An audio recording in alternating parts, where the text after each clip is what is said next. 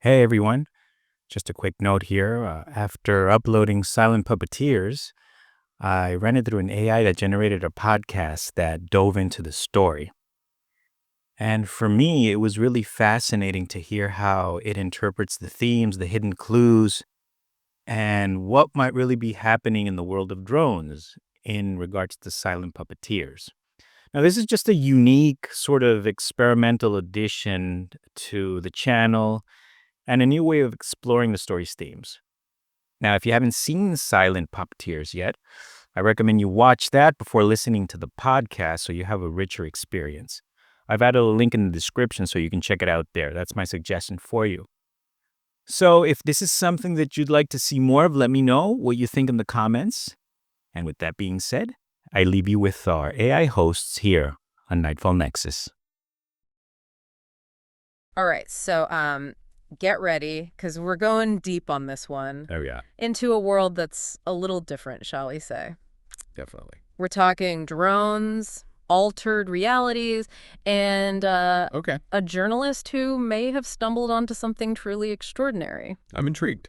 You know this book, Yeah. Silent Puppeteers, The Truth Behind the Drones. Oh, yeah, I remember that one. And, well, it's safe to say What is it safe to say? that journalist Daniel Mercer's story, Yeah. it's wild. It's a wild one. It's a wild ride. Totally. So let's unpack this thing together. What do you think? Okay. What do you make of Mercer's claims? Are we dealing with a reliable narrator here? You know what strikes me? Is it? What strikes me is how Mercer grounds his story in the familiar. Oh, okay. He starts with these seemingly ordinary drone sightings in New Jersey. Okay. You know, the kind of thing you might see on the local news. Right, exactly. Remember that farmer Hank Yeah. who found those strange circles of ash in his fields? Yeah, okay. Almost like a classic sci-fi setup, don't you think? It does. It totally does. Yeah. You're right. It starts with this farmer Yeah. finding his livestock acting all skittish, Right. and then these circles of ash appear in his field. Strange stuff. But then Mercer mentions people Yeah. experiencing these low-frequency hums Hmm. and their electronics malfunctioning near these drone sightings. Okay. Is any of that something you'd associate with typical drone tech? That's interesting you bring that up. Yeah. While drones can certainly interfere with electronics, Right. the low-frequency hums that Mercer describes, Yeah. those are a bit more unusual. Okay. There's actually been some research into the effects of infrasound on the human body, Oh, wow. and it can cause feelings of unease, disorientation, even hallucinations in some cases. Okay, now that's creepy. It is a bit creepy. And it gets creepier, right? Oh, yeah. So Mercer talks about this woman Okay. who showed him security camera footage of a drone hovering outside her window at 3 a.m. No visible rotors, no lights, just this dark, matte surface. Then, poof, the footage cuts out and her entire system is fried. Oh, wow. Is that even technologically possible? Well, we are already seeing drones with stealth capabilities Right. designed to absorb radar signals. Sure. But to completely fry a security system Yeah. that suggests something far more advanced, Yeah. it makes you wonder what kind of energy source Exactly. these things are using. Right. And then comes the anonymous email. The classic, No. meet me at these coordinates type message. Exactly. Yeah. That leads Mercer to this abandoned industrial park. Do you think that's a genuine lead? Interesting. Or is it playing into some investigative journalism trope a little too perfectly? It definitely has that classic thriller vibe to it. It does. But think about it from Mercer's perspective. Okay. He's already encountered these strange occurrences. Mm-hmm. He's getting reports from people who are genuinely scared. At this point, wouldn't you be at least a little curious? I'd be terrified, personally. But okay. Curiosity and all that. Yeah. So he finds a single working light illuminating a laptop with a live feed. A live feed. Okay. He sees rows of drones and people in lab coats. And then this distorted voice comes through the speakers acknowledging Mercer by name. Wow. And telling him he's been asking the wrong questions. Oh, really? This isn't about government surveillance. It's something much bigger, giving me chills just thinking about it. Yeah, the voice adds this layer of omniscience that's both fascinating and unsettling. Right. But what's particularly interesting is the denial of the obvious. Oh. It's almost as if whoever is behind this wants to steer Mercer away from conventional explanations, Okay. leading him down a very specific path. Okay, here's where I have to ask. Yeah. The feed then switches to a drone hovering over a city street. Okay. and it emits this pulse, this ripple of distortion that bends the air. Mm. Then for a split second, the camera zooms in on the drone, Okay. and Mercer sees this organic shape on its surface. What? Is there any way that could be real? Wow. It sounds almost like something out of a science fiction novel. Right. Right. We often associate drones with cold mechanical technology. Right. But that glimpse of something organic, something almost alive, Yeah. that changes the entire game. It does. It suggests that the technology we're dealing with here Yeah. might be far more advanced. Uh-huh. Maybe even blurring the lines between the mechanical and the biological. Wow. Yeah, That's crazy. it is pretty wild. Wild indeed. Yeah. So last we left off, Mercer saw something on the drone's surface, something organic. Uh-huh. And the feed cuts out, he blacks out, and then wakes up miles away. Wow. And his camera and knife are gone. Really? But he finds this small metallic object in his hand. Okay. It looks like a piece of one of the drones. Interesting. And that's when things take a really strange turn. Oh, yeah. How so? Well, he looks at his reflection in the object's surface and sees his eyes glowing with that same pulsing pattern from the drone.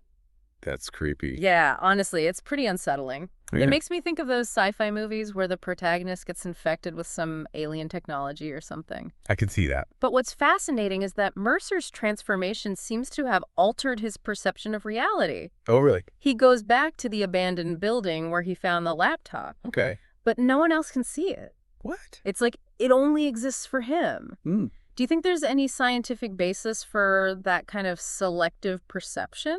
Well, think about the way our brains filter information. Okay. We're constantly bombarded with sensory input, Right. but we only consciously process a fraction of it. Yeah.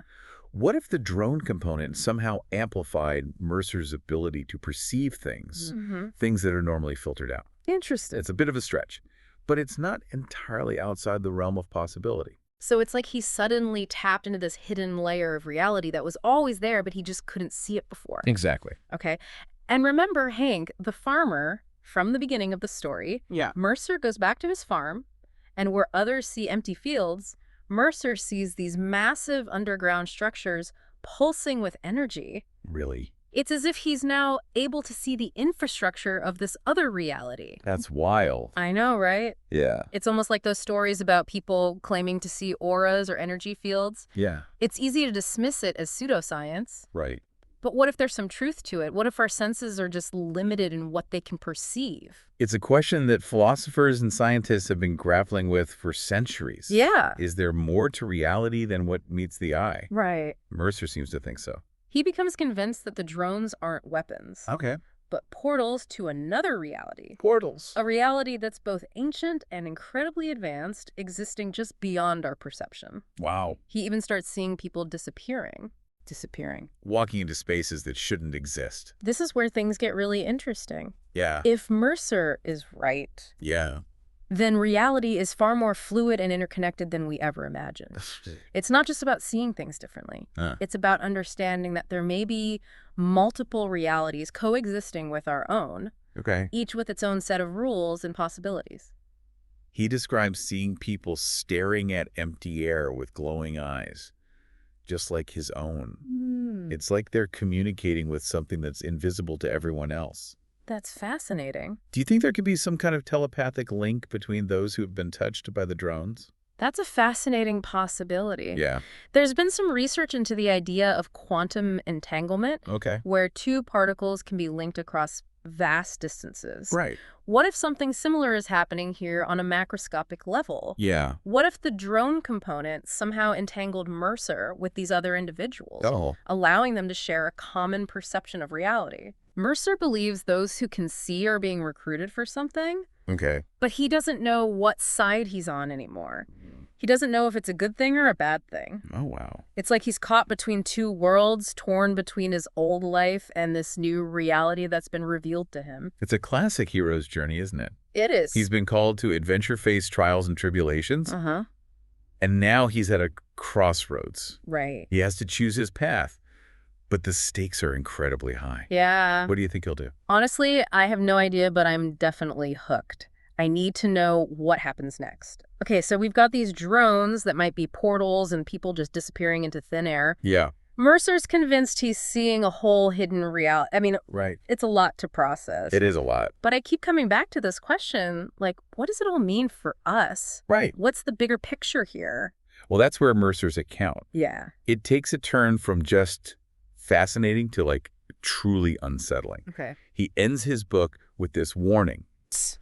Almost like this desperate plea to anyone who might be listening. Okay. Like, don't go looking for answers. Mm. Because once you start seeing the truth, you can't unsee it. It almost sounds like like this knowledge is a burden. Right. Yeah. It makes you wonder, what exactly is it that he's seen that's so terrifying? Right. He talks about these beings behind the drones, Okay. saying they're not invading our world, Uh-huh. but like waking us up to the world that's always been here. Wow. What are your thoughts on that? It's pretty mind-blowing. Yeah. Like, to think that our reality is just one layer of a much larger, Yeah. more complex reality. Right. It's exhilarating and terrifying at the same time. It makes you question everything you thought you knew about the world. Right. And that's exactly the point Yeah. that Mercer seems to be making. Okay. He's challenging us to question our perception of reality, Uh-huh.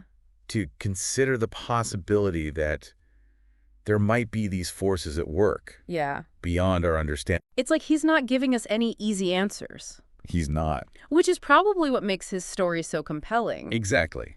But he leaves us with so many unanswered questions. He does. Like, what are these Yeah. beings? Right. What do they want? And Yeah. what happens to those who are recruited? Well, he doesn't explicitly say, Okay. but the implication is that those who can see, those who've been touched by the drones, Yeah. they're somehow being integrated into this other reality. Okay. Whether that's a willing process or not, Yeah. who knows?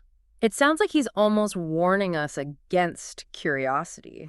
Like, seeking answers might lead us down a path Yeah. we can't come back from.